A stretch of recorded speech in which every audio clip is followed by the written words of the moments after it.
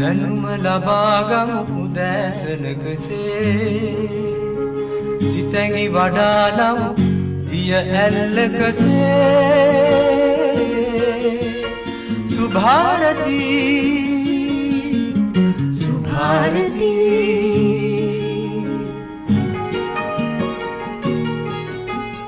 දෙසවන සරසන වදනින සිතුවිලි උපදින හඬකින ඔබගේ නිවහන සොයා ඇදේ සුභාරතී සුභාරතී. අයිබෝවන් සුබ දවසක් සුබෝදෑසනක්. අද 2021 ජනවාරි මාසේ 16 වෙනිදා සෙනසුරාදා දවස. දැන් අද දවස ගත්තත් ඊයේ දවස වගේ තමයි පරිස්සමට ඉන්න ඕනේ. දැන් අපේ සමහර අයට අමතක වෙනවා. දවසක් ගෙවිලා ඊළඟ දවසට යද්දි අපි අද දවසත් COVID-19 එක තමයි ඉන්න ඕනේ. ලෝකේ අපි විවිධ එන්නත් වර්ග හොයාගන්නවා.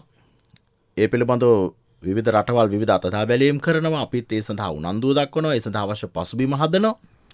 හැබැයි තවමත් මේ පිළිබඳව අවසන් තීන්දුවකට තීරණයකට ඇවිල්ලා නැහැ. සමහර ලාවට දේශීය ක්‍රමවේදයන් දේශීය ඖෂධ ක්‍රමවේද පිළිබඳව අපි හිතනවා. හැබැයි ඒ පිළිබඳවත් නිශ්චිත තීන්දුවක් තීරණයක් නැහැ. ඒ නිසා අපි COVID-19 එක තමයි අද දවසෙත් ජීවත් වෙන්න ඕනේ. අර අපි හැමදාම කියන ඔබට හොඳට හුරු පුරුදු මුවාවරණයේ නිසි ලෙස පැළදීම, දුරස්ථභාවයේ තබා ගැනීම, නිතර නිතර අත්සේදීම, පුද්ගලයන් වැඩිපුර ගැවසෙන තැන්වලට යන්නේ නැතුව ඉන්න එක අද දවසෙත් එහෙමම තමයි. අපි එහෙම මතක් කරන ගමන් අද අපේ කතාවට එනවා. අද අපේ කතාව ගෝලීය කොවිඩ් වසංගතය සහ ශ්‍රී ලංකාව. දැන් COVID-19 ලෝකේ ආරම්භ වෙලා අවුරුද්දකට වැඩි. චීනයේ වුහාන් වලින් අපි හොයාගත්තේ. අපේ රටේ ගත්තොත් අපේ රටේ රෝගියෝ හඳුනාගෙන මාස 10කට වැඩි.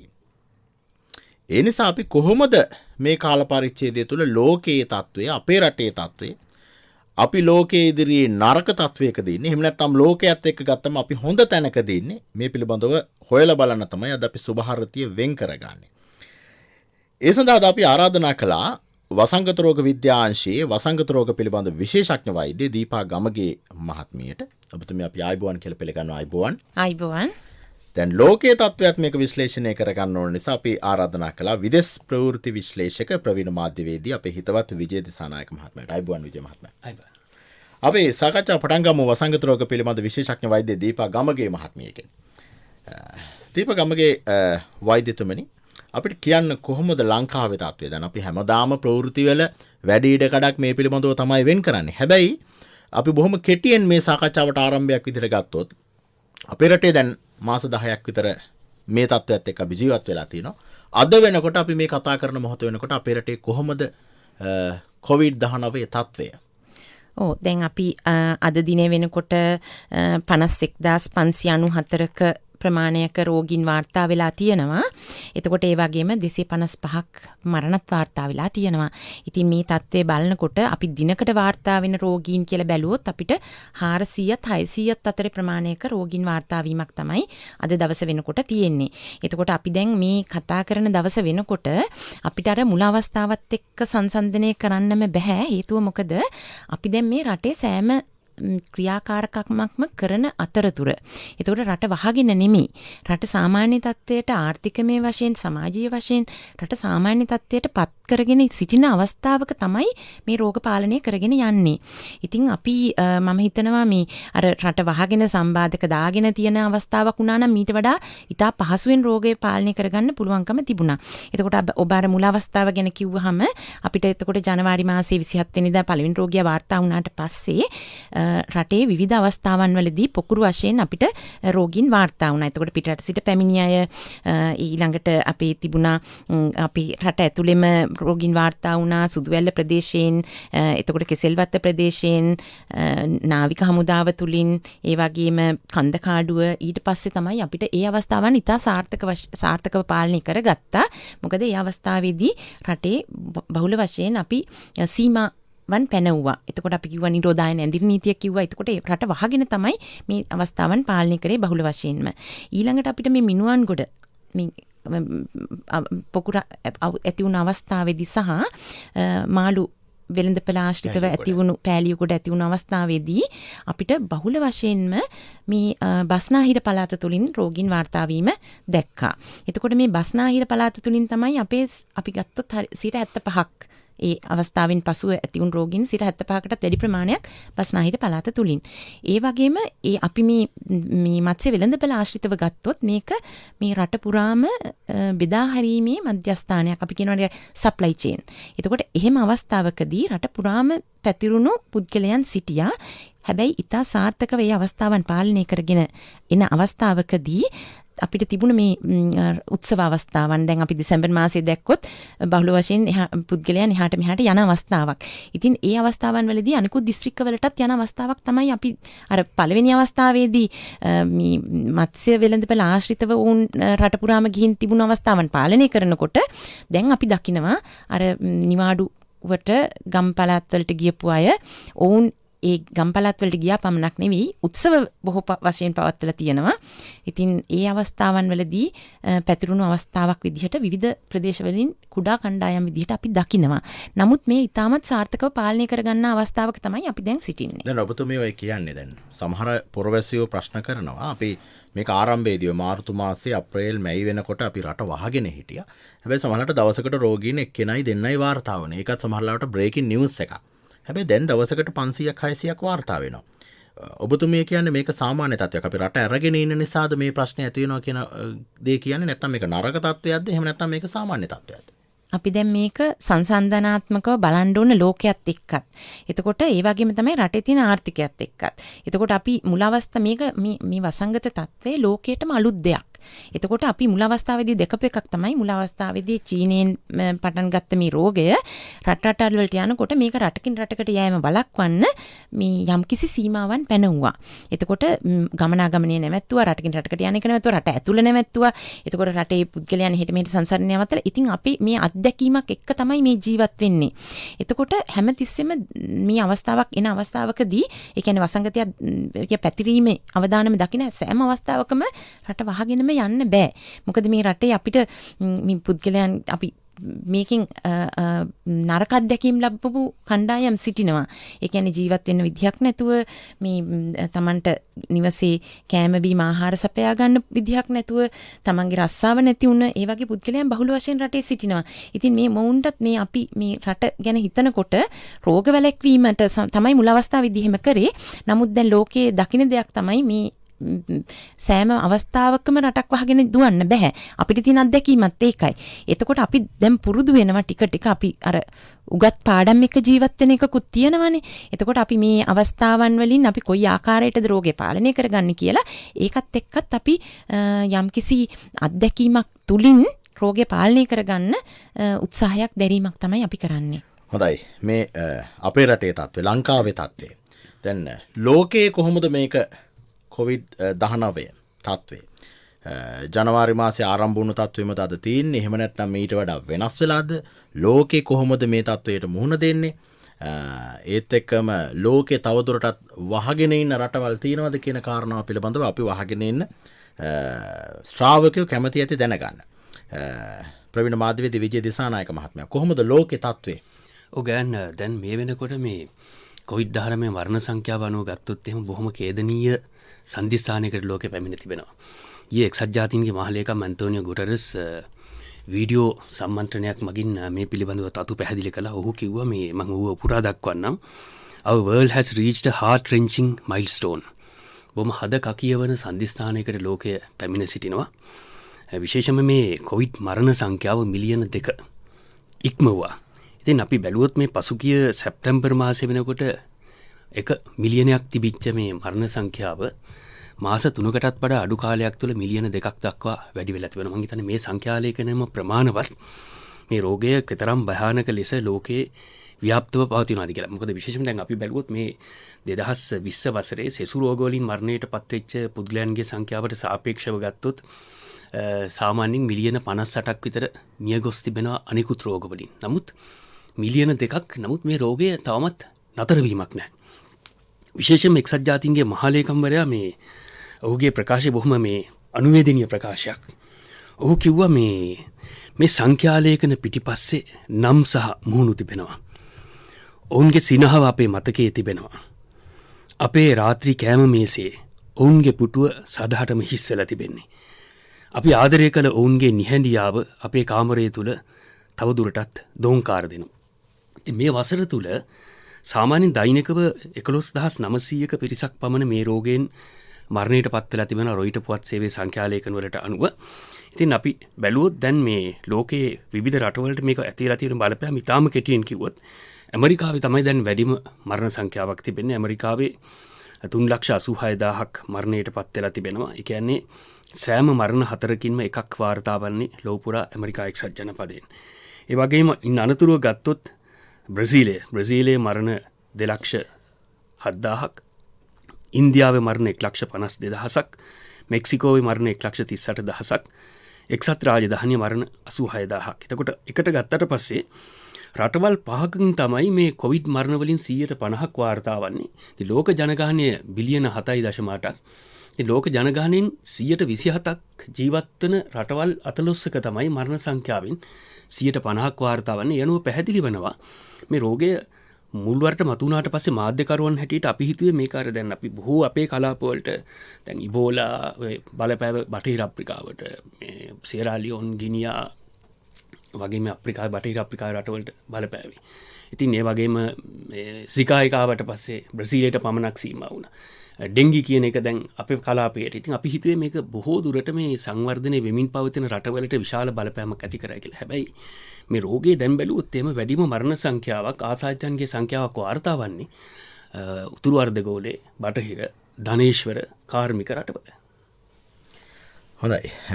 දීප ගමගේ මහත්මයා වෛද්‍යතුමනි දැන් මේ කතාවත් එක්ක අපි දැන් ලෝකේ මරණ සංඛ්‍යාව ගත්තොත් අපේ විජය දිසානායක ප්‍රවීණ මාධ්‍යවේදියා කියන විදිහට මේක මිලියන 2කට වැඩි. දැන් හැබැයි අපි ලෝකේ තත්ත්වයට එක්ක අපේ රටේ මරණ 250කට ආසන්න සංඛ්‍යාවක් සිද්ධ වෙලා තියෙනවා. අපි ඒකත් නොනානම් හොඳයි, අපි සතුටුයි. හැබැයි අපි යම් සාධනීය මට්ටමක ඉන්නවා. දැන් ඔබතුමිය කොහොමද මේක විග්‍රහ කරන්නේ? දැන් සමහර ලාවට අපි කියනවා මේකෙන් අපි ආරක්ෂා කරගන්න ඕනේ නිදන්ගත රෝග තිබෙන අය. සමහර ලාවට අපි පහුගිය කාලේ ඇහුවා කෙනෙක් මිය ගියා මේකට හේතුව කිව්වා. එයාට අධික රුධිර පීඩනය වැඩි වෙලා, දියවැඩියාව වැඩි වෙලා එහෙම කියලා. කොහොමද මේකේ මේ යන තත්ත්වය? දැන් අපි ලෝකයේත් එක්ක ගලපගත්තොත් ලෝකයේ වැඩි ලංකාවේ යම් තරමකට පාලනය කරගෙන තියෙනවා.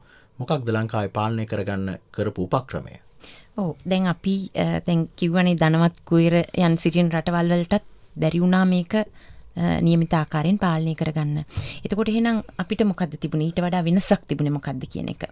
එතකොට අපේ රටේ මුලින් ඉඳන්ම තිබුණා ඉතාලයට අතීතයේ සිටම මේ තිබුණ සෞඛ්‍ය ක්ෂේත්‍රයේ මහජන සෞඛ්‍ය ක්ෂේත්‍රයක්. එතකොට දැන් අපි රෝහල් පද්ධතිය තුලින් රෝගීන්ට ප්‍රතිකාර කිරීමක් කරනවා. එතකොට රෝගියෙක් රෝගී බවට පත් වුනහම ඔබ කිව්වා අර මරණ සංඛ්‍යාව අඩු වෙන්න හේතුව එකක් ඒක. එතකොට රෝගියෙක් බවට පත් වෙලා රෝහලට එන රෝගීන්ට ඉතාමත් හොඳ සෞඛ්‍ය සේවාවක් සපයනවා නම් මේ රෝගය සුව කරගන්න එතනදී ඒ රෝගියාට සංකුලත ඇති වෙලා මිය යෑම සිදුවෙන එක අඩු වෙන්න හේතුවක් වෙනවා. ඒ වගේම තමයි අනිත් පැත්තට මේ රෝගීන් අපේ රට තුළ ඉතා ඉක්මනින් ව්‍යාප්ත වීම අඩු වුණේ කොහොමද කියන එක. එතකොට මේක අපිට අපි කියනවානේ අර මහජන සෞඛ්‍ය ක්ෂේත්‍රයක් තියෙනවා රට තුළ. ඉතාමත් ශක්තිමත් මහජන සෞඛ්‍ය ක්ෂේත්‍රයක් තියෙනවා. එතකොට අපි හැමෝම අහලා තියෙනවා MOH කියන එක. සෞඛ්‍ය වෛද්‍ය නිලධාරී. එතකොට මේ සෞඛ්‍ය වෛද්‍ය නිලධාරී කියන එක අපිට ඇහැට පේන්නේ නැහැ ගොඩක් වෙලාවට ඔවුන් තුලින් සිදුවෙන ක්‍රියාදාමය කුමක්ද කියලා. මේ රටේ අපේ වසංගත රෝග වැළැක්වීමට ඉතාමත් යහුසුලුව ක්‍රියා කරන කණ්ඩායමක් ඔවුන්. එතකොට අපි වසංගත රෝග විද්‍යාංශයේ ඉන්න වසංගත රෝග විද්‍යාංශයත් එක්ක එකතු වෙලා මේ රෝග වැළැක්වීමේ කටයුතු වලට නිරතුරුවම ඔවුන් පුහුණු වෙලා කටයුතු වල යෙදෙන කණ්ඩායමක්. එතකොට එතනදී මේ අවස්ථාවේදීත් ඔවුන් විසින් මේ රෝගය පාලනය කරන ක්‍රියාදාමයට යොමු වුණා. එතකොට එක රෝගියෙක් හරි හමු වුණා නම් ඒ රෝගියාගේ ආශ්‍රිතයන් ඉතා ඉක්මනින් හඳුනාගෙන ඒ ආශ්‍රිතයන්ට අපි කියනවානේ නිරෝධායනය කරනවා. ඒ කියන්නේ මේ රෝගය තව කෙනෙකුට තමන්ට රෝගය ඇති වෙලා තව කෙනෙකුට පැතිරීමේ හැකියාව තියෙන අය හඳුනාගෙන මේ රෝගය, ඒ කියන්නේ රෝගෙට නිරාවරණය වුණු දිනේ සිට රෝගය ඇතිවිය හැකි කාල පරාසය. ඒක තමයි සති 2ක් කියලා හඳුනගෙන තියෙන්නේ. ඒකට අපි කියනවා අර ඉන්කියුබේෂන් පීරියඩ් කියලා. රෝගේ කියන්නේ වෛරසය ඇඟට ඇතුල් වෙලා රෝග ලක්ෂණ පෙන්වීමට හෝ රෝගියෙක් බවට පත්වීමට ගතවන කාලය. සාමාන්‍යයෙන් දින 14ක්. දින 14ක්. ඒ කාල පරාසය නිරෝධායනයට ලක් කිරීම. ඒ කියන්නේ ඔවුන් රෝගීන් නෙමෙයි දැන්. නිරෝධායනය කියලා කියන්නේ රෝගියෙක් නොවන කෙනෙක්, රෝගියෙකුට නිරාවරණය වුණු කෙනෙක් ඒ කාල පරාසය වෙන් කර තබා ගැනීමක්. ඒ වගේම තමයි රෝග ලක්ෂණ තිබුණත් නැතත් වෛරසය තිබුණ කෙනෙක් හිටියා නම් ඔවුන් රෝහල්ගත කිරීම. එතකොට මේ රෝහල්ගත කිරීම කියනකොට රෝහල් පද්ධතිය තුළ ඉඩ පහසුකම් මදි වෙන අවස්ථාවක් ආවහම මොකද කරේ? රෝහලක්ම ඒ කියන්නේ විශේෂිත පහසුකම් තිබෙන රෝහලක් නොවන ස්ථානයකුත් තෝරගෙන අපි කියන එකට ඉන්ටර්මීඩියට් කෙයා සෙන්ටර් කියලා අතරමැදි මධ්‍යස්ථාන. එතකොට අතරමැදි මධ්‍යස්ථානවල හෝ ඔවුන් වෙන් කර තබාගෙන ඒ රෝගයේ සංකූලතා තියෙන අය රෝහල් තුළට කියන ප්‍රතිකාර කිරීමත් සංකූලතා නොතිබෙන පුද්ගලයන් රෝගය සුව වුණාම නිවෙස් වලට යැවීමත් සිදු කරා. ඉතින් මේ ක්‍රියාදාමය තාමත් සිදුවේගෙන යනවා. ඉතින් ඒ තුලින් රෝගය නැවත නැවත තව තව අයට ව්‍යාප්ත වීමක් වැළැක්වලා තියෙනවා. එතකොට ක්‍රියාදාමයන් දෙකක් සිදු වුණා. වෛරසය තිබුණා නම් ඔවුන් රෝහලක් තුළට ගැනීම, ප්‍රතිකාර මධ්‍යස්ථානයක් තුළට ගැනීම තුලින් සහ රෝගයට නිරාවරණය වුණු පුද්ගලයන් නිරෝධායනයට ලක් කරලා ඔවුන්ව පරීක්ෂණ වලට ලක් කර වෛරසය තියනවාද කියලා සොයා බලලා ඉතා ඉක්මනින් ඔවුන්ව රෝහල්ගත කිරීම. ඒ වගේම තමයි රට තුළට ඇතුළු වන පුද්ගලයන්. එතකොට යම්කිසි ස්ථානයකින් රට තුළට ඇතුළු වන පුද්ගලයන් අපිට ඒතකොට ගුවන් මගින් පැමිණෙන පුද්ගලයන් බහුල වශයෙන්ම සිටින්නේ. එතකොට ඔවුන්වත් නිරෝධායනයට ලක් කරලා ඔවුන්ව පරීක්ෂණ වලට ලක් කරලා තමයි රට තුළට ඇතුල් කරන්නේ. ඉතින් මේ ක්‍රියාදාමය ඉතා හොඳට සිදුවීම තුලින් තමයි මේ රෝගය පාලනය කිරීමක් කරගෙන යන්නේ. ඉතින් අද දිනයටත් මේ ක්‍රියාත්මක වෙනවා. ඉතින් මම හිතනවා මේක ලිහිල් කිරීමකට අවශ්‍යයි කියන සංවාදයකුත් ඇවිල්ලා තියෙනවා. නමුත් ඒක ලිහිල් කිරීමකට ගියොත් ඉතා ඉක්මනින්ම අපිත් අර රෝගේ පාලනය කරගන්න බැරි වුණු රටවල් වලට පත් වුණු තත්ත්වයට පත්වීමේ හැකියාව තියෙනවා. හොඳයි මේ නිරෝධායනය කියන එක අපිට මේ අලුත් වචනයක් වගේ දැනට මේක අලුත්ම නෑ. ඉස්සර පැපුල සරම් පැහැදුනමත් ඔහොම තමයි ගෙදර අර ගොක්කොල රැහැනක් දාලා කොහොඹත්තක් දාලා ඔය විදිහට ගෙදර ඇතුලේ දවස් 21ක් ඒ කාලෙත් පරිස්සම් කරගෙන හිටියා. දැන් විජේ දිසානායක මහත්මයා ලෝකේ දැන් අපේ රටේ නම් අපි මේ COVID-19 හැදුනට පස්සේ එයා එක පොසිටිව් වෙච්ච කෙනෙක් නම් ආසාදිත කෙනෙක් නම් යාව රෝහලකට ගෙනියනවා. එහෙම නැත්නම් අතරමැදි මධ්‍යස්ථානයකට ගෙනියනවා. ආශ්‍රිතයෙක් නම් යාව නිරෝධායනය කරනවා. ලෝකෙත් මේ ක්‍රමවේදය තියෙනවාද? එහෙම නැත්නම් අපේ රටේ විතරක් විච්ච ක්‍රමයක්ද මේක? ඇතටම ගයන් දැන් ඔය මේ නිරෝධායනය කියන කාරණය ගත්තොත් එහෙම යුරෝපා සමාජයේ තරමක් මත බෙහෙදාත්මකයි. අපි අර ඔය 1948 ඇල්බෑ කැමූ කියන ප්‍රංශ දාර්ශනිකයා නිදහස් සටනේ වීරයෙක්. ඔහු අපූරු නවකතාවක් රචනා කළා ද ප්ලේග් කියලා. ඒ කියන්නේ මීයන්ගෙන් බෝවන වසංගත රෝගයක්. වසංගත රෝගය මේ ව්‍යාප්තිය පාලනය කිරීම සඳහා ඔහු ඉතාම දැඩි උත්සාහයක් දරනවා මේ තවත් පුද්ගලයෙක් සමග එකතු වෙලා මේ ජනතාව දැනුවත් කරන්නට. ඉතින් අවසාන මොහොතේ තමයි ජනතාව මේ එහෙමත් අනෙක් අතට මේ බලධාරීන් මේ සම්බන්ධයෙන් කිසියම් නිසි ක්‍රියාමාර්ගයකට එළඹෙන්නේ. ඉතින් අපි දන්නා මේ රෝග තත්ත්වය මතු වුණාට පස්සේ ඇතැම් රටවල් මේ රෝගය තැකීමකට ගත්තේ නැහැ. බටහිර ඇතැම් රටවල් ඇතැම් නායකයන් උදාහරණයක් හැටියට ගත්තොත් ඇමරිකා එක්සත් ජනපදයේ ජනාධිපති ඩොනල්ඩ් ට්‍රම්ප් ඔහු මේක ඇත්තටම එක පැත්තකින් ඔහු මේක හැඳින්නුවා මේ චයිනා වෛරස් එකක් හැටියට. මේක ආසියාවේ ලෙඩක් හැටියට හැඳින්නුවා. ඒ වගේම ඔහු මුලදිම මේ රෝගය සම්බන්ධයෙන් නිසි ක්‍රියාමාර්ග ගැනීම ප්‍රතික්ෂේප කරා. ඒ වගේම බ්‍රසීලයේ ජාවිය බොල්සොනාරෝ ඔහු අදටත් ඔහු කියන්නේ එන්නත් කරණයට ජනතාව දිරිගැන්වීමකට ඔහු සූදානමක් නැහැ. මේ නිසා අනෙක් අතට යුරෝපා සංස්කෘතිය තුළ මේ අපි දන්නවා මෑත කාලේ උත්සව අවස්ථාවල යුරෝපයේ ජනතාව මේ විවිධාකාර සමාජ දුරස්ථ භාවය ආරක්ෂා කරේ නැහැ. රටේ නායකින් පවා ආදර්ශයක් ලබා දුන්නේ නැහැ ජනතාවට මේ නිසි සෞඛ්‍ය පුරුදු අනුගමනය කරන්නට. ඒ අනුව ගත්තට පස්සේ මේ දැන් ඔවුනට තේරලා තිබෙනවා මේ නිරෝධායන ක්‍රියාවලිය අද වෙනකොට බ්‍රිතාන්‍ය තීරණයක් ගෙන තිබෙනවා.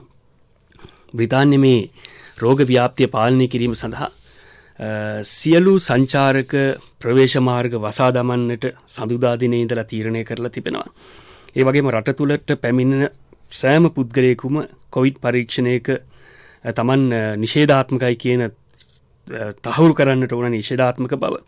ඒ වගේම දකුණු ඇමරිකා පෘතුගාලය වගේ රටවලින් දකුණු ඇමරිකානු කලාපෙන් පෘතුගාලයෙන් පැමිණෙන රෝගීන් පැමිණෙන පුද්ගලයන් ඒ පුද්ගලයන් සම්බන්ධයෙන් තහනමක් පනවලා තිබෙනවා. ඉතින් දැන් අපිට දකින්නට පුළුවන් යුරෝපයේ බොහෝ රටවල් මේ සෞඛ්‍ය හා සම්බන්ධව දැඩි ක්‍රියා අනුගමනය කරනවා කියලා විශේෂයෙන්ම බ්‍රිතාන්‍ය ගත්තොත් පෙබරවාරි මාසේ 15 වනදා තෙක් මේ දැඩි නීති රීති ක්‍රියාත්මක කිරීමට තීරණය කරලා තිබෙනවා මේ රෝග ව්‍යාප්තිය මැඩපැවැත්වීම සඳහා. හොඳයි. දැන් ලෝක තත්ත්වය. වෛද්‍ය දීපා ගමගේ මහත්මිය දැන් අපේ මරණ සංඛ්‍යාව අඩුයි. ඒත් එකම අපේ සුවය ලබන සංඛ්‍යාව ප්‍රතිශතයක් විදිහට ගත්තොත් අති යම් ඉහළ මට්ටමක තිබෙනවා. ඒකටත් හේතුව මොකක්ද ඔබතුමිය විශ්වාස කරන විදිහට?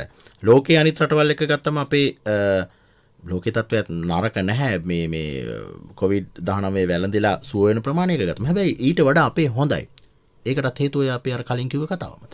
ඔබ කිව්වට මේ ලෝක තත්ත්වය හොඳයි කියලා සමහර රටවල් වැළුවොත් අපිට හොඳයි කියලා කියන්න බෑ. මොකද රෝහල් වලට ඔවුන් දැන් සමහර ඇමරිකා එක්සත් ජනපදයේ සහ එක්සත් රාජධානියේ සමහර ප්‍රාන්තවල දැන් තීරණයක් අරගෙන තියෙනවා රෝගය උත්සන්න වෙලා බේරගන්න පුළුවන් නම් බේරගත හැකි පුද්ගලයා පමණයි රෝහලට ඇතුල් කරන්නේ. එතකොට අර ගිලන් රටවලට උපදෙස් දීලා තියෙනවා ඒ පුද්ගලයා බේරාගත හැකි නොහැකි පුද්ගලයෙක් නම් ගෙනල්ලා අපේ මේ රෝහල් ගත කරන්න එපා. මොකද රෝහල් පද්ධතිය තුල ඉඩ මදි නිසා කියලා. එතකොට දැන් අපි ඒක ඒ විදිහට බැලුවොතින් අපිට මේක සංසන්දනාත්මකව කියන්න බෑ. මොකද අපි සෑම පුද්ගලයෙකුටම රෝහලක් තුල මේ වෙන්කර තබාගෙන ඔවුන් මේ බලා කියා ගන්න ක්‍රමවේදයක් තියෙනවා. ඔවුන් සමාජය තුල නැවත නැවත රෝග ව්‍යාප්තියට ඉඩ තබන්නේ නැතුව. ඉතින් ඒ වගේ අවස්ථාවකදී අපේ රෝගීන්ගෙන් අපි අර මම හිතනවා අර ඉන්ටර්මීඩියට් කෙයාර් සෙන්ටර්, ඒ කියන්නේ අතරමැද ස්ථානවල සිටින රෝගීන් බොහෝ විට රෝග ලක්ෂණ වලින් බොහෝ රෝගී තත්ත්වයන් උත්සන්න නොවුණු රෝගීන්. ඉතින් ඔවුන් රෝගය ඉතා ඉක්මනින් සුව වෙලා යනවා. ඉතින් මේකට මේ අපේ තවත් හේතුවක් තමයි අපේ දැන් අපි ඉක්මනින් රෝගීන් හඳුනාගෙන රෝහල්ගත කිරීම තුළින් අර නිදන්ගත රෝග තියෙන පුද්ගලයන්ට වැළඳීමේ අවදානම අඩු වෙලා තියෙනවා. ඔවුන් නිවෙස් තුල සිටියා නම් ඔවුන්ගේ අර වැඩිහිටි පුද්ගලයන්ට රෝගය ව්‍යාප්ත වීම වැඩි වෙන්න පුළුවන්. එතකොට තමයි අපිට අර වැඩිපුර තියෙන උත්සන්න වුණු රෝගීන් රෝහල්ගත වීම වැඩි වෙන්නේ. එතකොට නිදන්ගත රෝග තියෙන හෝ එහෙම නැත්නම් අපි කියන කොම්ප්ලිකේෂන්ස්, ඒ කියන්නේ රෝගයේ මේ සංකූලතා ඇති වුණු පුද්ගලයන් වැඩිපුර රෝහල්ගත වුණොත් ඉක්මනින් රුසුවේ ලැබලා යන්න බෑ.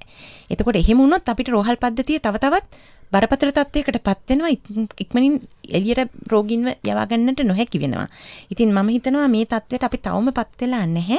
එහෙමපත් නොවෙන්නේ මේ ඊතා ඉක්මනින් ආශ්‍රිතයන් තුලින් රෝගීන් හඳුනාගෙන ඔවුන්ව වෙන් කිරීමේ ක්‍රියාදාමය දිගටම ක්‍රියාත්මක වෙන නිසා.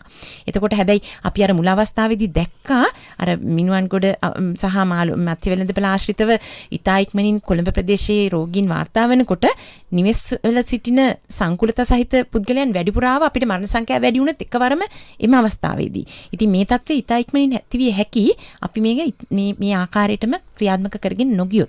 ඉතින් රෝහල් පද්ධතිය අපිට දැන් දෙන්න වෙන්නේ මේ පුද්ගලයෙකුට ඉන්න ඇඳක් සහ ස්ථානයක් පමණයි. හැබැයි මේක ඉතා මේ ව්‍යාප්ත වෙලා වැඩි වෙච්ච අවස්ථාවකදී සංකුලතා සහිත රෝගීන් වැඩි වුණොත් අපිට අර දැඩි සත්කාර ඒකක කියන එක ඉතාමත් ඉහළ මට්ටමකින් අවශ්‍ය වෙනවා.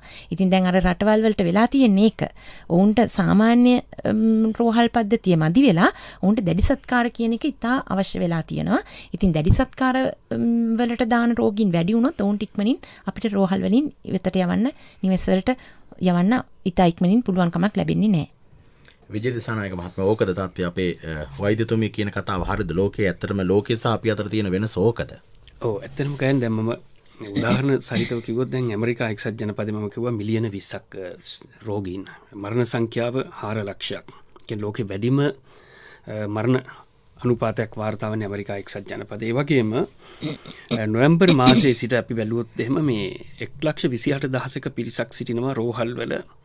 අර මුල් අවස්ථා දෙකේ මුල් රැලි දෙක වගේ ගත්තොත් දෙගුණයක පිරිසක් ඇමරිකා එක්සත් ජනපදයේ රෝහල් ගත වෙලා තිබෙනවා. ඒ වගේම යුරෝපා කරේ ගත්තොත් දැන් ওই ජර්මනිය සාමාන්‍යයෙන් ජර්මනිය මේ අර බේකන් කියලා කියන්නේ මේ සමස්ත මුළු මහත් යුරෝපයට ආදර්ශයක් හැටියට තමයි මේ සෞඛ්‍ය සනිපාරක්ෂක පද්ධතිය සැලකුණේ.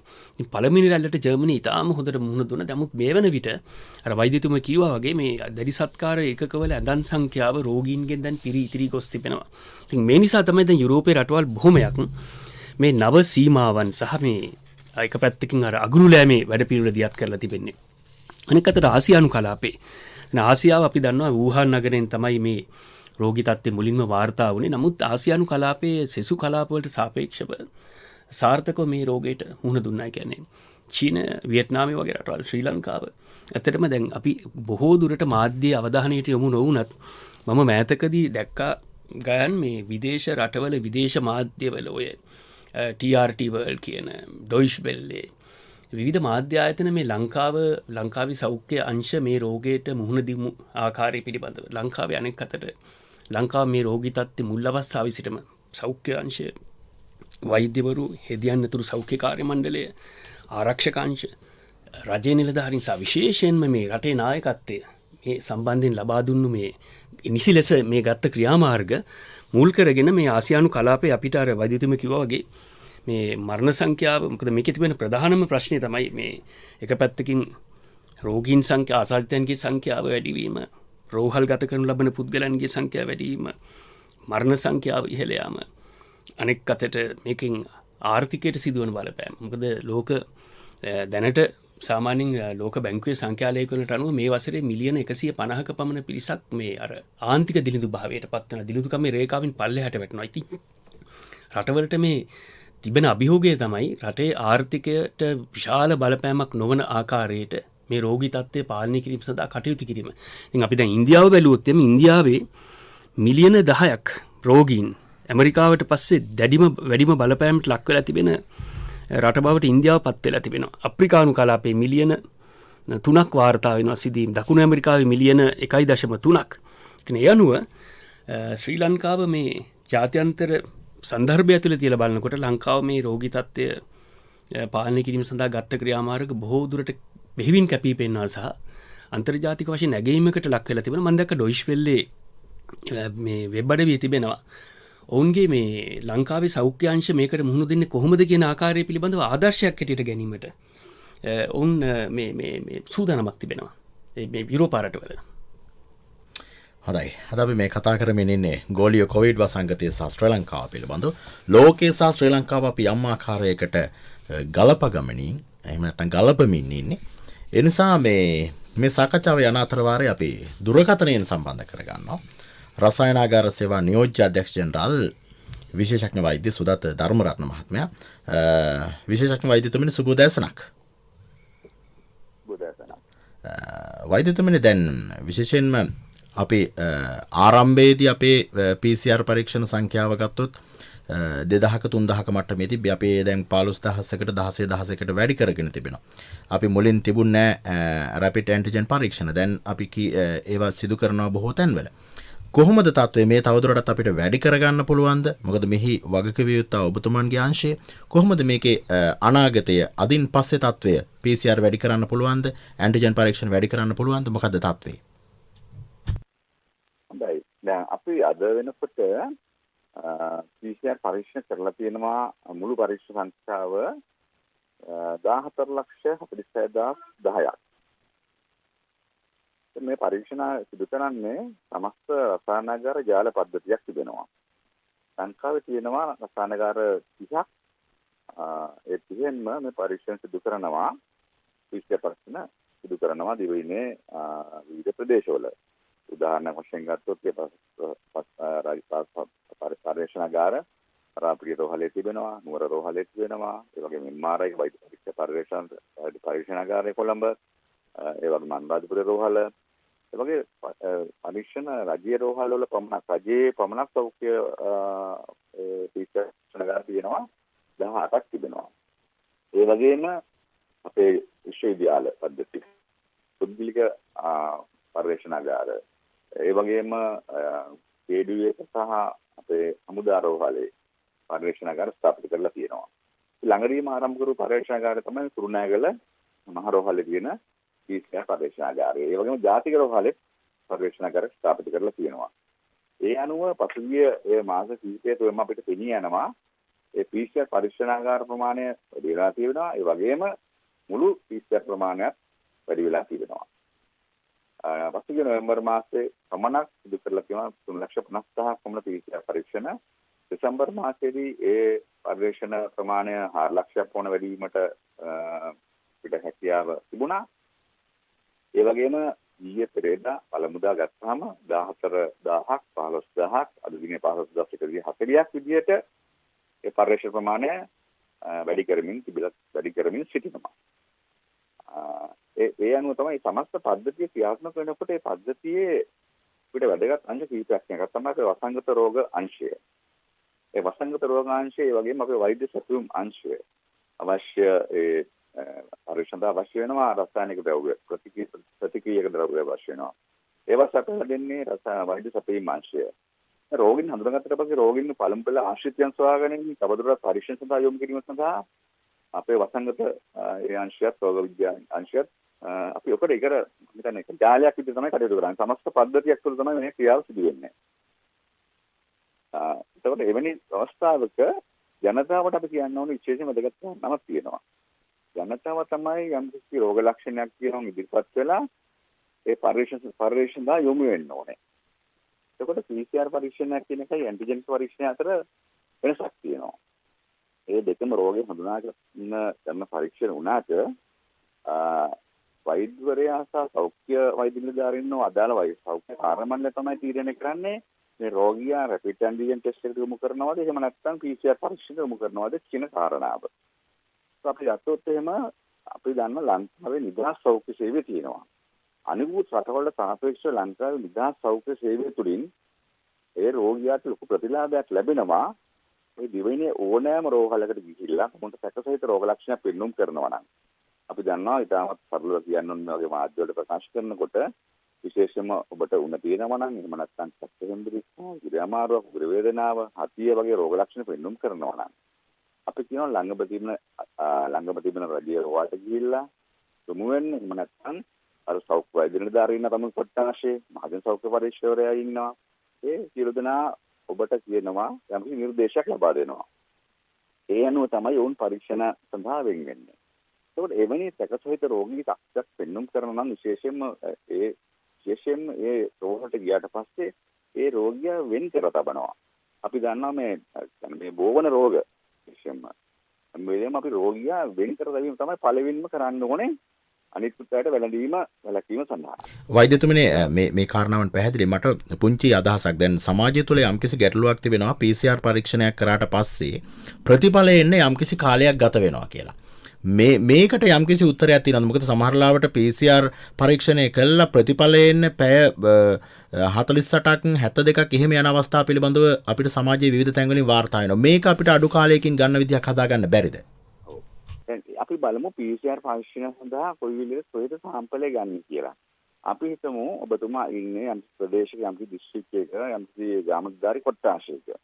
ඒතකොට ඔබතුමා ගිහිල්ලා සෞඛ්‍ය වෛද්‍ය නිලධාරියට කිව්වට පස්සේ එතුමා යොමු කරනවා PCR සාම්පල් ගන්න සඳහා යොමු කරනවා. එබැවින් රෝගීන් හඳුනාගෙන මහජන සෞඛ්‍ය පරීක්ෂක කියලා PCR පරීක්ෂණ ගන්න සාම්පල් ගන්න ස්ථානෙට පටන් ගන්න අපි කාලය මනින්න ඕනේ. ඒ සාම්පලය ගත්තට පස්සේ සාම්පලය නාසයෙන් අරගෙන ඊළඟට තමුගේ උගුරෙන් අරගෙන ඊට පස්සේ ඒක අයිස් පැක් එක බහලා ඒක නිවැරදි විදිහට ඒ රසායනකාරය කරා යොමු කරන්න සිද්ධ වෙනවා.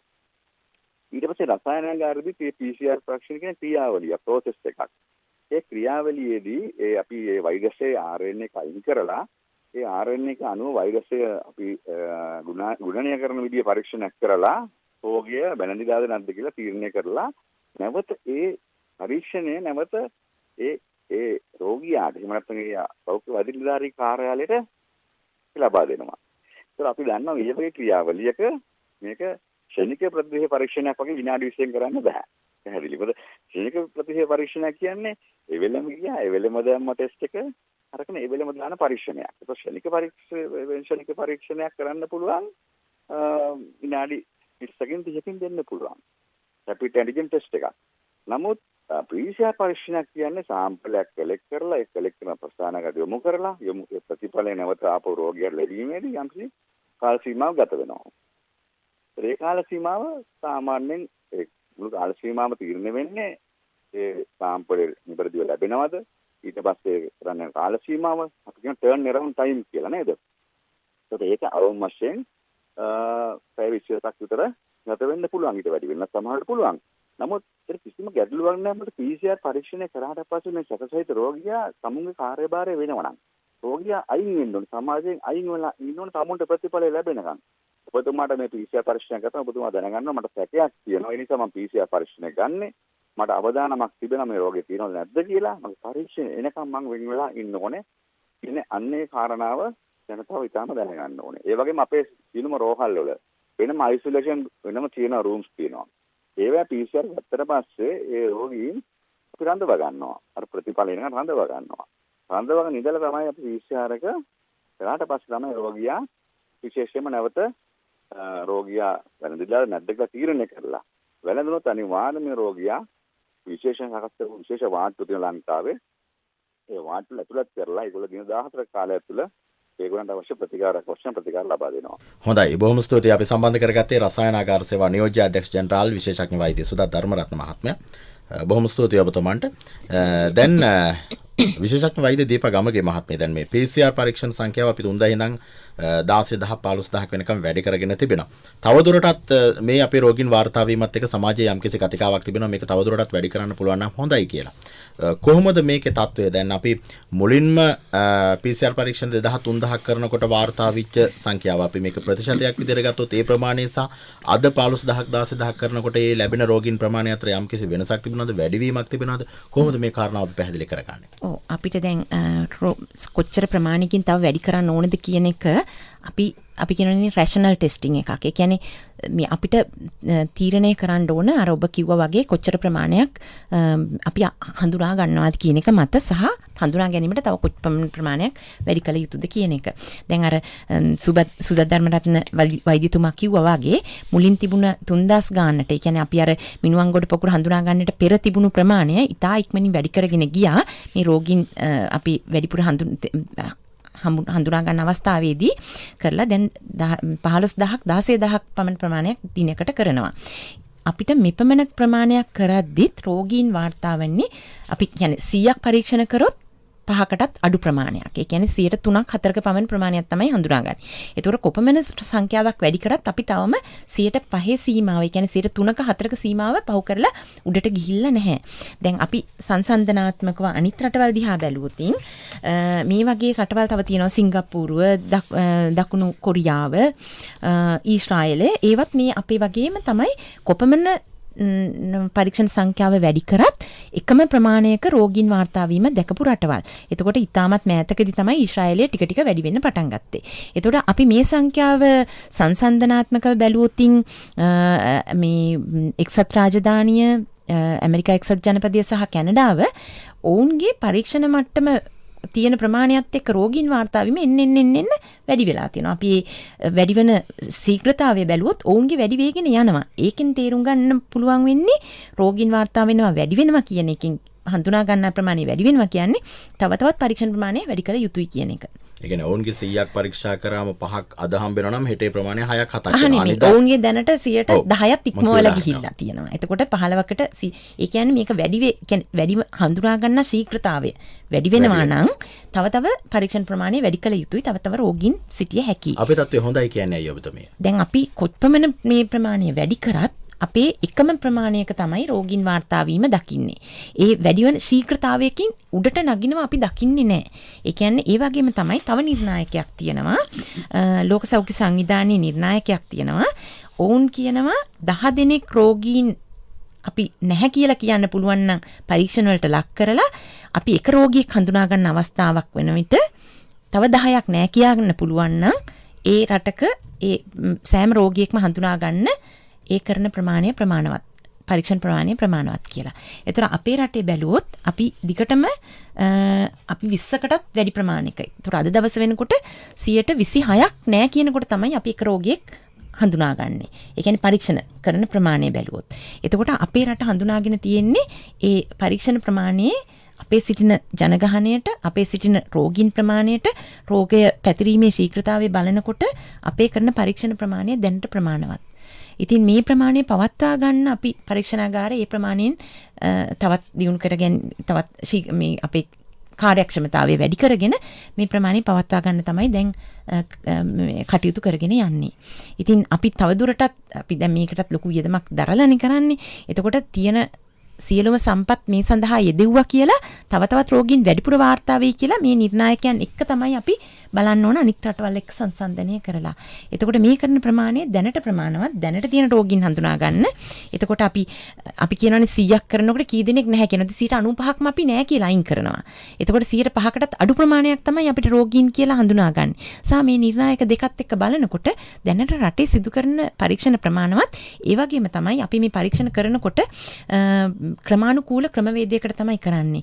ඒ කියන්නේ රෝගියෙක් සිටිනවා නම් රෝගියාගේ ආශ්‍රිතයන් කරනවා. ඒ වගේම රෝගිය පැතිරිය හැකි කියලා හිතන ස්ථාන තියෙනවා. ඒ ස්ථාන කරනවා. ඒ කියන්නේ අපි කියනවානේ විලඳපළවල්, ඒ වගේම සුද්ධ පවිත්‍ර කරන කණ්ඩායම් සිටින ස්ථාන, ඒ වගේම මේ කියනවා අපි කර්මාන්ත ශාලා ආශ්‍රිතව, ඒ වගේම රටට ඇතුළු වෙන ස්ථානවල සිටින ගම්මාන, ඒ වගේම වැඩි රෝගීන් නැහැ කියලා හිතන ස්ථානත් කරනවා. ඉතින් ඒ අනුව තමයි මේ සෑම ස්ථානයක්ම ක්‍රමානුකූල ක්‍රමවේදයකට මාරුවෙන් මාරුවට සිදු කරලා තමයි සෞඛ්‍ය වෛද්‍ය නිලධාරී කාර්යාලය හරහා කරන ක්‍රමවේදය අනුව තමයි අපි මේ රෝගීන් ප්‍රමාණය හඳුනාගන්නේ. එතකොට සෑම රෝගියෙක්ම සිටිය හැකි කියලා සිටින අවදානම් කණ්ඩායම් අනිවාර්යයෙන්ම පරීක්ෂණ වලට ලක් කරලා එතනත් රෝගීන් මෙතන ප්‍රමාණයක් අයින් කරන්න පුළුවන් නම් ඒ කියන්නේ අපිට මේ කරන පරීක්ෂණ ප්‍රමාණය දැනට ප්‍රමාණවත්. හොඳයි. දැන් පහුගිය සතියේ ශ්‍රී ලංකා පාර්ලිමේන්තුවටත් මේ COVID-19 අර්බුදය ආවා. වාසුදේව නානායක්කාර රාජ්‍ය අමාත්‍යවරයා රවුෆ් හකීම් හිටපු අමාත්‍යවරයා පාර්ලිමේන්තු මන්ත්‍රීවරයා දයාසිරි ජයසේකර රාජ්‍ය අමාත්‍යවරයා දැන් මේ පාර්ලිමේන්තුවට COVID-19 නේමත් එක්ක පාර්ලිමේන්තුව තුලත් පහුගිය බදාදා සහ ඊයේ දවසේ වෙනකොට අතිවිශාල PCR සංඛ්‍යාවක් සිදු කරලා තියෙනවා. ඒ ප්‍රතිඵල අපේක්ෂාවෙන් ඉන්න බදාදා දවසේ කරපු සභිකයන් එහෙම නැත්නම් මන්ත්‍රීවරුන් 15 දෙනාගේ ගැටලුවක් නැහැ කියලා ඊයේ රාත්‍රියේ වෙනකොට මාධ්‍ය වාර්තා කළා. දැන් මේ මාධ්‍ය කතාවත් මේත් එක්කම එකට ගලප ගන්න ඔබතුමන් මාධ්‍යවේදියෙක් නිසා. දැන් විජය දිසානායක මහත්මයා මේ කොහොමද ලෝකයේ සහ අපේ රටේ මේ COVID-19 අපි සමහර තැන්වලදී මාධ්‍ය හැසිරීම සාධනීය තත්ත්වයන් වගේ මේකේ අනිත් පැත්තත් අපි දැක්කා. කොහොමද මේ වගේ වෙලාවක මාධ්‍ය හැසිරෙන්න ඕන? ඔබතුමන් මාධ්‍යවේදියෙක්, ඒ වගේම විදේශ තොරතුරු ඇනලයිස් කරන්න පුළුවන්. කොහොමද මේක ලෝකයයි අපේ රටයි කියන දෙකම එකට ගලපගත්තොත් මාධ්‍ය මේ වෙලාවේ හැසිරීම? ඔව් දැන් ගායන් මේක එක පැත්තකින් මේ පබ්ලික් හෙල්ත් ක්‍රයිසිස් එකක්, මහජන සෞඛ්‍ය පිළිබඳ අර්බුදයක්. අපි දකිනවා මේකේ තවත් ඉන්ෆෝමේෂන් ක්‍රයිසිස් එකකුත් වෙනවා. මොකද තොරතුරු අර්බුදයකුත් තිබෙනවා. මොකද ඊටාම මේ මාධ්‍යකරුවන් මේ වගේ වසංගත රෝගී තත්ත්වයක් හමුවේ තමන්ගේ වාර්තාකරණ නිරත වන විට අපක්ෂපාතීව නිර්වද්‍යතාවෙන් යුතුව වගකීමෙන් යුතුව වාර්තාකරණ නිරත වීම වැදගත්.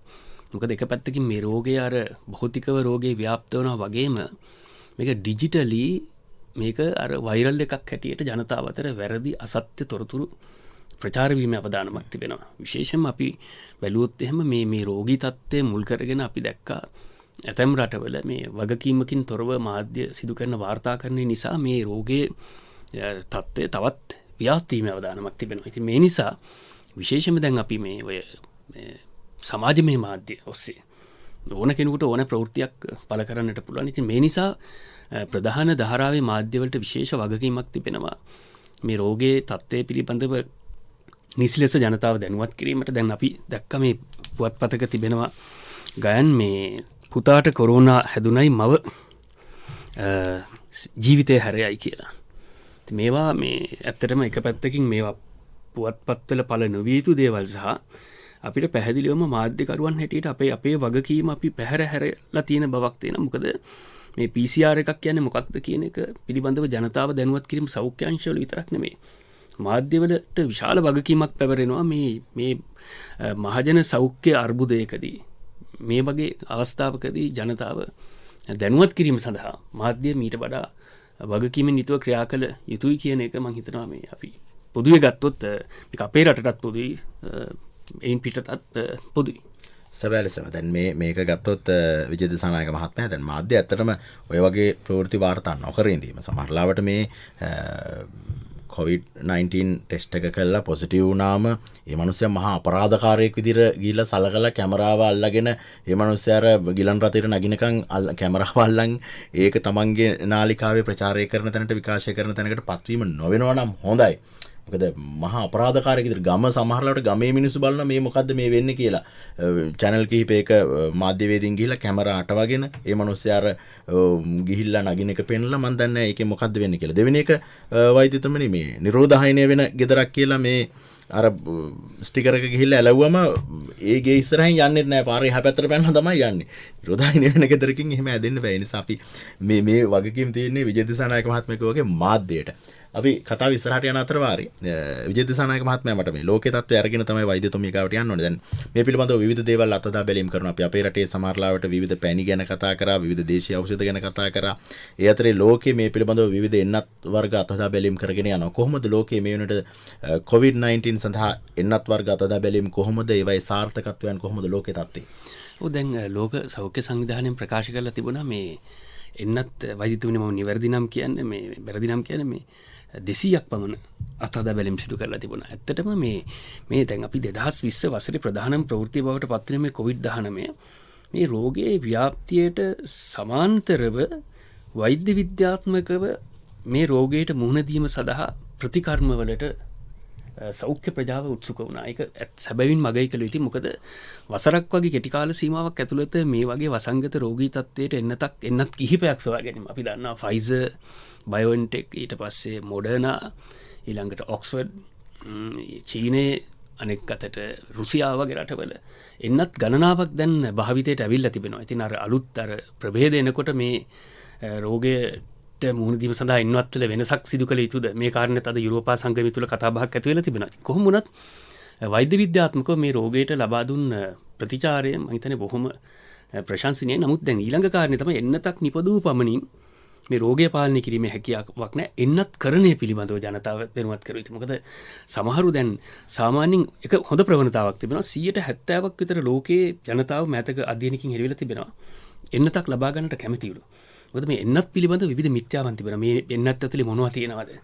මේකේ වදභාවය ඇති කරනවද? එහෙම නැත්නම් මේ එන්නත ගත්තට පස්සේ වෙනත් ආකාරයේ අතුරු ආබාධ ඇති වෙනවද? ඉතින් මේක මේ එන්නත් කරණයත් එක්කම ඊළඟට මාධ්‍යයට විශාල වගකීමක් පැවරෙනවා. ජනතාවට මේ එන්නත් ලබා ගැනීමට උන්ට ඒත්තු ගැන්වීම. ඉතින් එහිදී මාධ්‍යයට විශාල කාර්යභාරයක් තිබෙනවා. හොඳයි.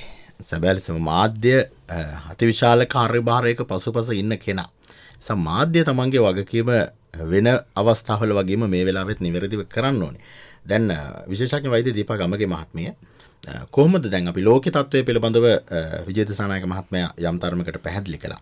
කොහොමද ලෝකේ තත්ත්වයත් එක්ක අපේ රටත් අපි මේ එන්නතක් අවශ්‍යයි කියන දේ පිළිබඳව අපේ රටේ පුරවැසියා අපේක්ෂා සහිතව ඉන්නවා. මොකද මේකත් එක්ක තවදුරටත් යන්න අමාරුයි. මිනිස්සු බයෙන් සැකෙන් ඉන්නේ කොච්චර මේ මුවාවරණේ දාගෙන හිටියත් දුරස්ථභාවය තියාගෙන හිටියත්. කොහොමද අපේ රටට එන්නත් ලබා ගැනීම පිළිබඳව යම්කිසි ක්‍රමවේදයක් තිබෙනවද? ඒ සඳහා යම්කිසි වැඩපිළිවෙලක් තිබෙනවද? මොකද තත්ත්වය? ඔව් පැහැදිලිවම රටේ මේ එකඟතාවයකට ඇවිල්ලා තියෙනවා එන්නත ලබාගත හැකි පළවෙනි අවස්ථාවේදී මේ රටට එන්නතක් ලබාගෙන ලැබිය යුතු පුද්ගලයන්ට ඒ ලබා දිය යුතුයි ක්‍රමානුකූලව ලැබෙන එන්නත් මාත්‍රා ප්‍රමාණය අනුව. ඉතින් ඒක ගැන කිසිම විවාදයක් නැහැ. ඒ ගැන කැමැත්ත පළ කරලා තියෙනවා. ඒ ගැන කටයුතු කරන්න සෞඛ්‍ය අමාත්‍යාංශයේ සිටින ලේකම්තුමා ඇතුළු සියලුම කණ්ඩායම් සහ රටේ ඒකට තියෙනවා මේ අපිට ජනාධිපතිතුමාගේ සිටම ලොකු උදව්වක් තියෙනවා මේ එන්නත ගෙන්වා ගත හැකි පළමුවෙනි අවස්ථාවේදීම රටට ගෙන්වා ගන්න. ඉතින් ආරක්ෂිත සහ සඵලදායී එන්නතක් ලබා ගත හැකි පළවෙනි අවස්ථාවේදී ඉතා ඉක්මනින් ලබාගෙන එය ජනතාවට ලබා දීමට කටයුතු සිදු කරගෙන යනවා දැනට. දැන් තියෙන ප්‍රශ්නය මේ එන්නතෙන් සෑම දෙයක්ම මේ අපිට සෑම දෙයකින්ම අයින් විය යුතුයි කියන පණිවිඩය නම් ඒක සම්පූර්ණයෙන්ම වැරදි. එන්නත ලැබුණාට පස්සේ 100%ක් ප්‍රශ්න ඉවර නැහැ. ප්‍රශ්න ඉවර වෙන්නේ නැහැ. ඒක නිසා මේ අනිකුත් රෝග වැළැක්වීමේ ක්‍රියාදාමයන්ට අනුගත වෙන ගමන් තමයි අපි එන්නතෙන් යම්කිසි ආරක්ෂාවක් ලබා දෙන්නේ. මොකද මේ එන්නත් කියන්නේ අලුතෙන් නිෂ්පාදනය කරන්නේ ඒ වගේම සමහර එන්නත් තියෙනවා අපි පොඩි දරුවන්ට දෙන එන්නත් හැම අපි දන්නවා සමහර එන්නත් මාත්‍රා කීපයක් ලබා දුන්නාම දීර්ඝකාලීන ආරක්ෂාවක් තියෙනවා.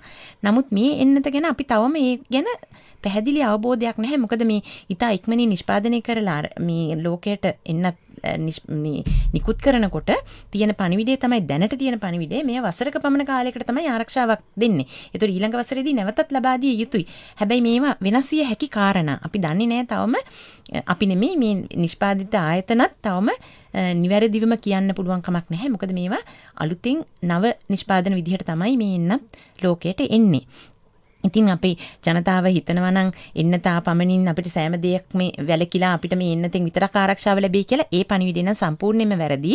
අපිට අර දුරස්ථභාවය තියාගන්න ඕන, මුවාවරණය පළඳ ගන්න ඕන. එතකොට අපි කියනවා හැමතිස්සෙම අත සෝදන්න කියලා. අත සෝදන්න කියන පණිවිඩය අනිවාර්යයෙන්ම කළ යුතුයි. අනවශ්‍ය විදිහට මූණතපත ගන්න එක වළක්වන්න ඕන. ඉතින් ඒ වගේම තමයි අපි අර එකිනෙක අතර හුවමාරු කරගන්න එක, බඩු භාණ්ඩ හුවමාරු කරගෙන පාවිච්චි කරන එක. ඒක සම්පූර්ණයෙන්ම හොඳම කල්පනාවෙන් කරන්න ඕන. යම්කිසි භාණ්ඩයක් හුවමාරු කරගත්තා නම් ඉතා ඉක්මනින් අත සෝද ගන්න ඕන. ඒ වගේම තමයි එකිනෙක අපි කියනවා අර වීදුරු වගේ අපි වතුර බොන අවස්ථාවන් වගේ ඒ වගේ අවස්ථාවන් වලදී එකිනෙක හුවමාරු කරගන්නේ නැතුව ඉන්න ඕන. අපි මම කියන්නේ අපි හිතන්නේ නැතුව නමුත් රෝග පැතිරීමට අපි අත්දකපු දේවල්.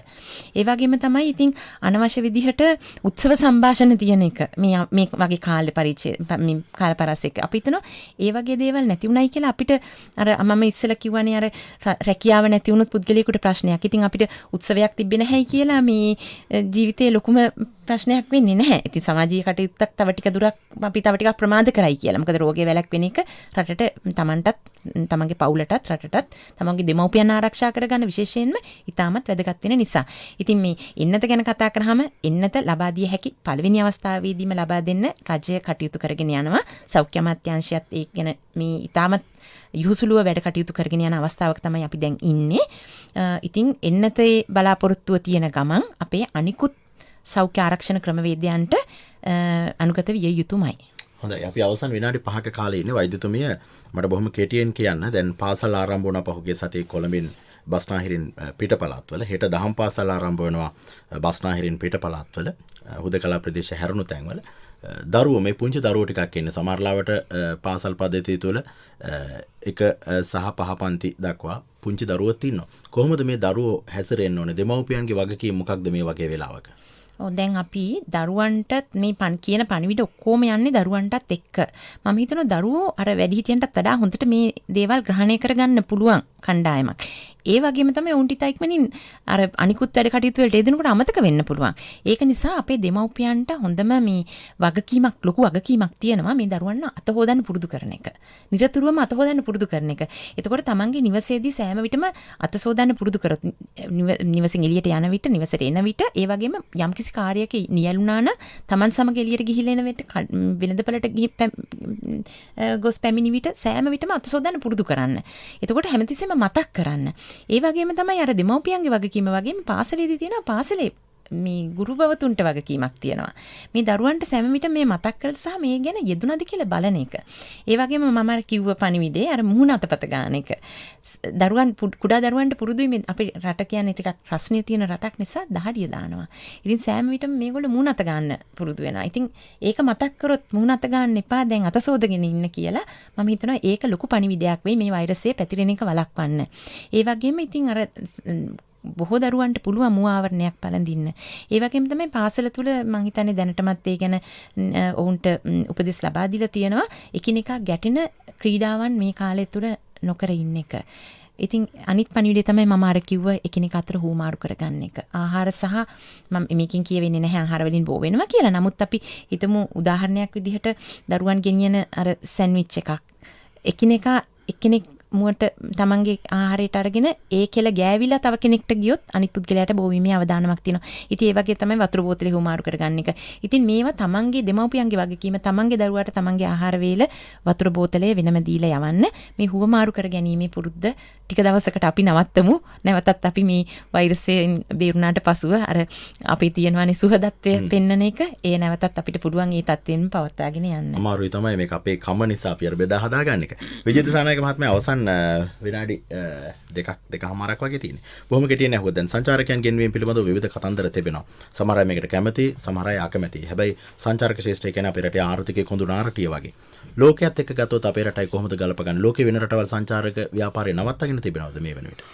ගන් දැන් අපි ඇත්තටම අපි ඉන්නේ මේ අර ඉංග්‍රීසි කියන පැරඩොක්ස් එකක් ඇතුලේ. විරුද්ධාභාෂයක් ඇතුලේ. අපි දන්නවා අපි ජාත්‍යන්තර ප්‍රජාවත් එක්ක බද්ධ වෙලා තිබෙන ගෝලීකරණයත් එක්ක සංනිවේදනයත් එක්ක විනෝදාශාද කර්මාන්තයත් එක්ක අපි අනෙක් අතට අපි අද ජීවත් වෙන්නේ බොහොම යල්පැන ගිය ජාතික රාජ්‍ය කියන සංකල්පය ඇතුලේ. යල්පැන කියලා කිව්වේ මේ ඔය ජාතික රාජ්‍ය කියන සංකල්පය ගොඩ නැගුණේ ඔය යුරෝපයේ 30 අවුරුදු යුද්ධ නතර කරන්න ඇති කරගත්ත එකඟතාවක් 1648. ඔය යුරෝපයේ ජාතික රාජ්‍ය තමයි අපිට ආවේ. ඒතකොට ජාතික රාජ්‍ය ඇතුලේ ඉන්නකොට අපි තවමත් එකිනෙකා සමග බෙදිලා එකිනෙකාත් සමග තරඟකාරීත්වයෙන් රට අභ්‍යන්තරේ බුහුම දාන කරනවාද ආදාහනය කරනවාද. හැබැයි අපිට එකක් පළවෙනි කාරණේ තමයි මේ අපිට වර්තමානයේ අගය කරන්න බැයි නම් අපිට අනාගතයට මුහුණ දෙන්න බෑ. අපි හැම වෙලාවෙම හිතනවා අතීතය හොඳයි. අතීතයේ හිටපු අනුරාධපුර යුගය තමයි ස්වර්ණමය යුගය. පොළොන්නරුව එතරම්ම ස්වර්ණමය නමුත් ඊට වඩා ටිකක් හොඳයි. අද වැඩක්ම නැහැ කියලා. නමුත් ඇත්තටම අද රජයක් හැටියට මේ ගන්න ක්‍රියාමාර්ග අපිට අගය කරන්න බැයි නම් ඒකට සහාය දෙන්න බැයි නම් අපේ විශාල වරදක් තිබෙනවා. මොකද ඒ තරම් අපේ රටේ නායකත්වය, අපේ රටේ සෞඛ්‍යාංශ, අපේ රටේ ආරක්ෂක අංශ, අපේ රටේ පරිපාලන අංශ මේ අර්බුදයට මුහුණ දෙන ආකාරය පිළිබඳව අපි ඔවුන්ට මාධ්‍යකරුවන් හැටියට අපේ ගෞරවය ප්‍රණාමය පිරිනමන්න ඕන. අනෙක් අතට රට හැමදෑම වහලා තියන්න බෑ. සංචාරකයන් පැමිණිට මොකද අපේ ප්‍රධානම ආදායම මූලාශ්‍ර ටික විදේශගත ශ්‍රමිකයන් අපිට වන මුදල්, අනෙක් අතට අපේ රටේ අපනයන කර්මාන්තය, ඊළඟට අපේ සංචාර කර්මාන්තය. මේ කර්මාන්ත ඉදිරියට රැගෙන ආයි. ඉතින් මේ නිසා ඊටාම ක්‍රමවත් විධිමත් වැඩපිළිවෙලක් යටතේ මේ සංචාරකයන්ට අපසු පැමිණීමට දිය යුතුයි. නමුත් අපිට කියන්න බෑ යුරෝපයේ ඇමරිකාවට සංසන්දනය. මොකද ඒ රටවල් මේ වෙන විට මේ අර්බුදේ ඊටාම දැඩි බලපෑමට ලක් වෙලා තිබෙන්නේ. ඉතින් අපි වගේ රටවලට මේක ඇත්තටම අර ඉංග්‍රීසි කියමනක් තියෙනවා crisis is an opportunity කියලා. අර්බුදයක් ඉඩ ප්‍රස්තාවක් විවර කරන මම හිතනවා අපි මේ මොහොතේ සංචාරක කර්මාන්තය හා සම්බන්ධව අපි නිසි වැඩපිළිවෙලකට ක්‍රමවේදයකට යාම ඉතාම වැදගත්. හොඳයි. කිසි දෙයක් අතහැරලා මේ වෙලාවේ ඉස්සරහට යන්න බෑ. හැම දෙයක් එකම තමයි අපි රටක් විදිහට ඉස්සරහට යන්න ඕනේ. COVID-19 එක ලෝකේ තත්ත්වයත් එක්ක ගත්තම අපේ රටේ තත්ත්වය ඉතා ලෝකේ තත්ත්වයත් එක්ක ගත්තම අපේ රටේ තත්ත්වය ඉතා හොඳයි. හැබැයි ඉතින් තත්ත්වය හොඳයි කියලා හැමදේම අතහැරලා ඉන්න බෑ අද දවසේ. වෙනද වගේම අර වෛද්‍යතුමිය කිව්ව දේවල්, විජය දිසානායක මහත්මයා කිව්ව දේවල් ටික ඒ විදිහටම පිළිපදින්න. මුවාවරණයේ දුරස්ථභාවය අත්හෝදනකේ දේවල් මතක තියාගන්න. අද සුභාරති සංවාද මණ්ඩපයේ අපි සමාප්තිය සටහන් කරනවා. අද අපේ සාකච්ඡාව සඳහා සහභාගී වුණා වසංගත රෝග විද්‍යාංශයේ වසංගත රෝග පිළිබඳ විශේෂඥ වෛද්‍ය දීපා ගමගේ මහත්මිය. බොහොම ස්තුතියි ඔබතුමියට. බොහොම ස්තුතියි. ඒකම අපේ සාකච්ඡාවට සහභාගී වුණා විදේශ ප්‍රවෘත්ති විශ්ලේෂක ප්‍රවීණ මාධ්‍යවේදී විජය දිසානායක මහත්මයා. බොහොම ස්තුතියි ඔබතුමන්ට. අපේ සුභාරතීය සමාප්තිය අද අපේ කණ්ඩායම නිෂ්පාදන සහාය නොකා ගමගේ තාක්ෂණ සහාය හාසිතා හේමමාලි නිෂ්පාදනය කළ පවිත්‍රා කේෂණේ නානායකාර සම්බන්ධීකරණයේ උමන්දා මහගෙදර මම ගයන් කෞශල් ජයවීර අපේ හෙටත් උදැසන 7ට මුණ ගැහෙනවා සුභාරතීයෙන්.